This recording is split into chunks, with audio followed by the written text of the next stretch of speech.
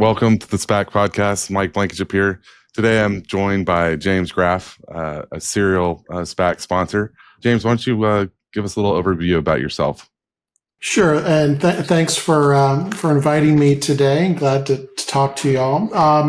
So I'm Jim Graf, CEO of Graf Global Corp. This is my 8th SPAC as a sponsor, lead director, or I guess non-independent director.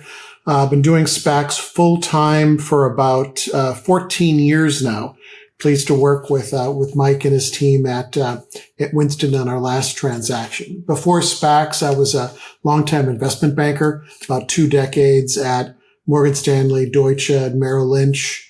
And then to atone for the sins of my banking career, I set up an enterprise software company and ran that for a number of years. Didn't sell it for $1 billion and went back to work. And my introduction to SPACs were, I was the finance guy at MGM Studios back in the day, 2007, 2008, as MGM was lurching into bankruptcy. And one of the sources of financing we looked at was an older generation SPAC.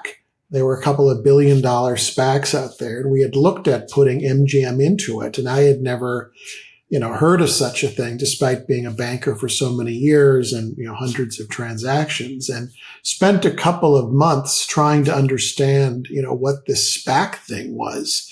And it made sense for us at the time. We didn't proceed. We didn't go forward, but, that was a very useful experience to come at it, to learn about SPACs as a prospective target for it. And then when, ultimately a couple of years later, CEO of MGM and I and another guy, remembered this SPAC thing, and we launched our first in 2011.